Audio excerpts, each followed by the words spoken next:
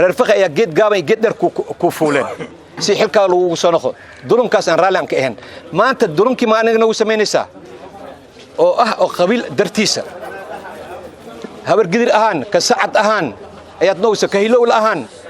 Soomaali geed hoos ay ku heshiin jireen aabnama doonadii in sacad aabnama doonadii habar gidir war ninkaas ma naga qabataan oo liiraad rooble la helo ma naga qabataan haddii cadaalad ay jirto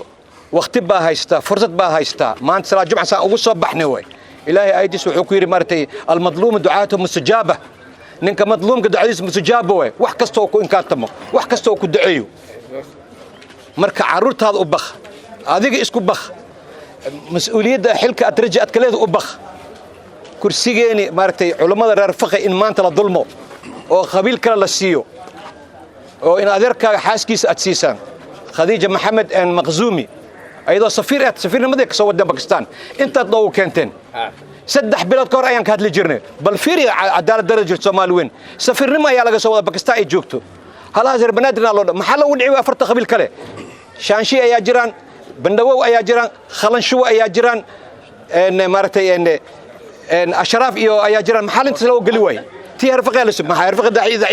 daciif ma aha ضعيف ما خير فقه ما أنت تقارن سير فقه وحيين إيو وحي قلان إيو وحي جدان هبر قدر وايسدلني أبتنا وايدنا أذرنا وايدنا هي هبر قدر ما هاي سنة أنا شخصي أيان هاي سنة هدات كالدي نيسا أرنتان كخبطة إن روبلو لا فريستا وذا ياشين نبدونا دينا أرنتان هكا نخضو عبد الكريم أذن وكل هطلا سيجارن كل هطلا نن حنونسن آياته هذا بيننا كود عينه أو إله عافمات كسيو أرنتا وأنا بري وح قبضتها هذا أرنتا بري وح إسكت بدل ويسو مارت إن دبعت هذه يو إن كارت يا كود عيسى هذا إيه حاس كعب الشيخ ما هاي سنة أنا هبر قدرنا ما هاي سنة شخصيات أيام هاي سنة أنا وما تندل موين أرنتا سواء إن وح لقى قبضتها إن وحن كلو باقة وجدنا يا مرتي جدية دور شوين خلافاتك أرنتا وأنا هكيان غير بنادر يا وجدنا جدية بنادر هذا الضمير أتلذين هذا ددنم أتليدهن ما أنتوا حين نقول سمي نقول سمي برين وين كل عدون تا والله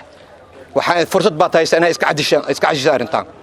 عزيزي ترى أنا شغلان مغبنين وأنا للظلم يا أول أنا للشيء قنويا الله أكبر الله أكبر الله أكبر الله أكبر ولله الحمد